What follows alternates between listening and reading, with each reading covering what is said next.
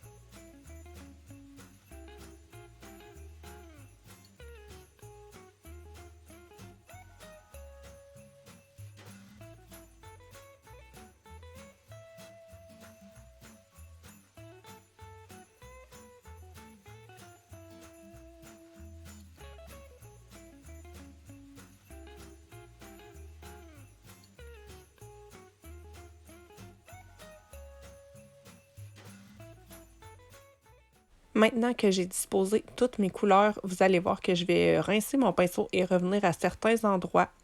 Il y a des places où ça avait commencé à sécher et où ça me plaisait pas trop. Donc, je vais revenir avec mon pinceau qui est propre et je vais juste venir faire des petits ronds pour essayer soit d'atténuer des démarcations ou parfois d'alléger un petit peu certaines transitions de couleurs. Moi, je vous conseille à ce moment-là de ne pas remettre de pigment, étant donné que votre papier est mouillé. C'est là que ça va risquer de transpercer. Si jamais vous auriez voulu rajouter, par exemple, du foncé, vous êtes mieux d'attendre que ça sèche et une fois sec, de rajouter du foncé aux endroits où ça ne vous plaît pas. Moi, dans ce cas-ci, je voulais un ciel qui était quand même assez clair et un petit peu vaporeux, donc ça me plaisait comme ça. Donc, ma page est sec. Je vais vous montrer que ça n'a pas transpercé, mais en fait, étant donné que j'ai réajusté mon cadre, vous n'avez pas vu, mais c'est pour ça que j'avais tourné ma page. Je voulais vous montrer ça. Donc là, je vous montre les teintes d'aquarelle que je vais utiliser. Ça, c'est ma petite palette cheap que j'avais achetée sur AliExpress à vraiment pas cher. Moi, pour les teintes d'aquarelle nacrées, j'ai jamais investi. Ces petites-là me suffisent amplement. Donc là, je vais mettre quand même beaucoup d'eau dans mon godet pour avoir une aquarelle qui est vraiment super liquide. Et ce que je vais faire, c'est que je vais venir cogner sur un crayon. Pareil comme quand on fait des petites projections avec de l'encre ou de la peinture.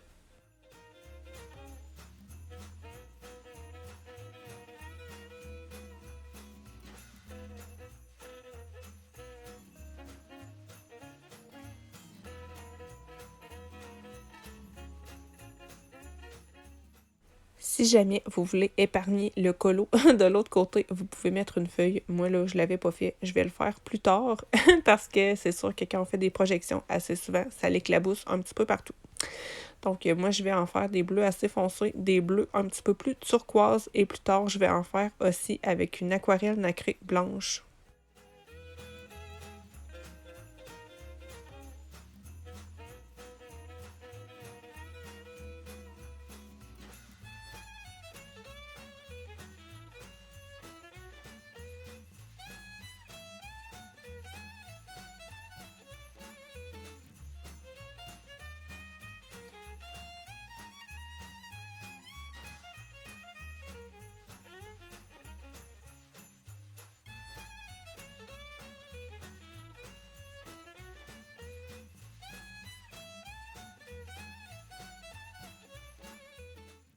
Quand je vais avoir terminé, je vais bien laisser sécher et je vais passer à l'étape suivante qui va être de dessiner des petits flocons.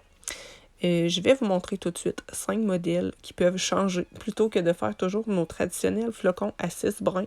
Moi, personnellement, je les ai beaucoup fait, ces petits flocons-là. Donc, parfois changer, ça fait du bien et je trouve que ça ajoute une petite touche originale à nos colos.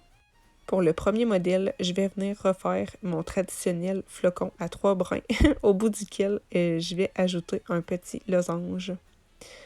Ensuite, au centre, je vais venir faire un petit pic pour former un losange aussi. Pour terminer, je vais venir faire 2 V sur chaque brin.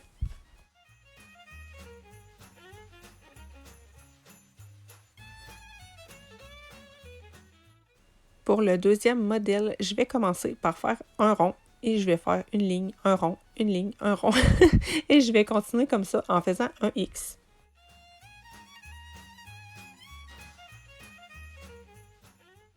Ensuite, je vais venir faire un trait entre les 2 brins que j'ai déjà dessinés.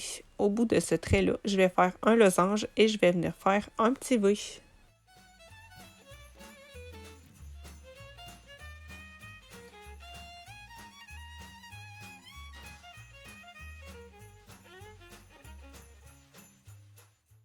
Pour le troisième modèle, je vais faire mes 3 traits traditionnels et je vais ajouter un cercle au milieu. Je vais ajouter un cercle au bout de chaque brin.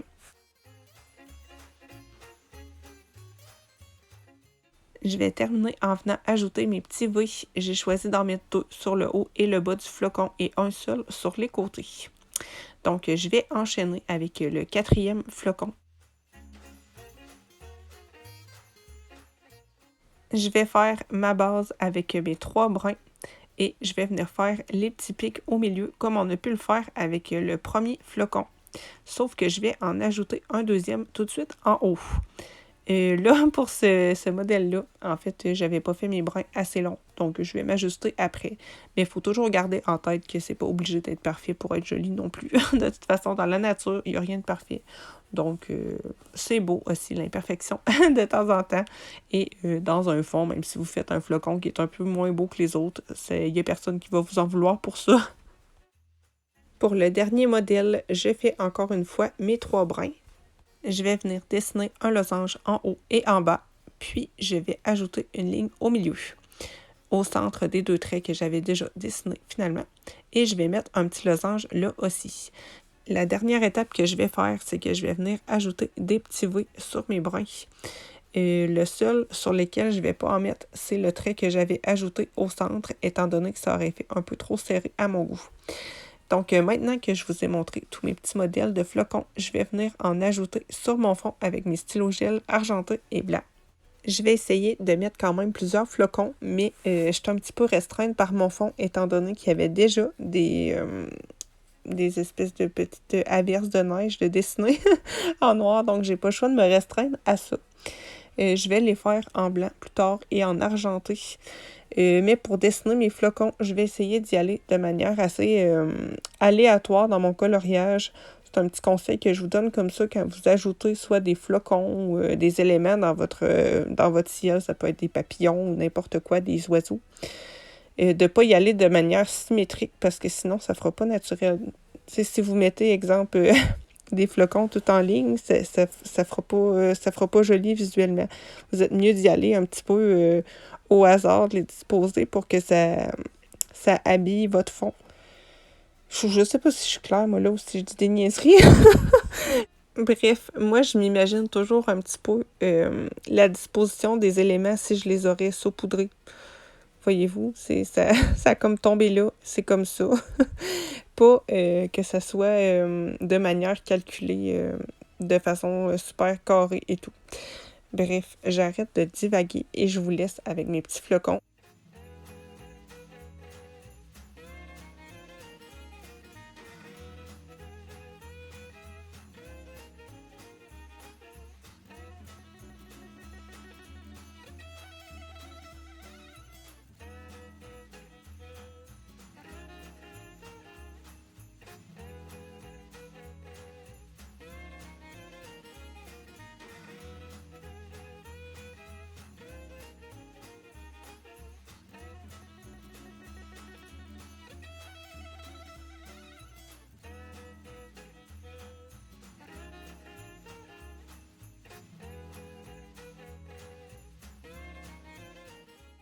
Maintenant que mes flocons sont dessinés, je vais passer à la peinture acrylique et à mon encre. Si vous avez de l'encre blanche, c'est encore mieux. Moi, en fait, c'est que j'en ai plus. C'est pour ça que je prends ma peinture acrylique.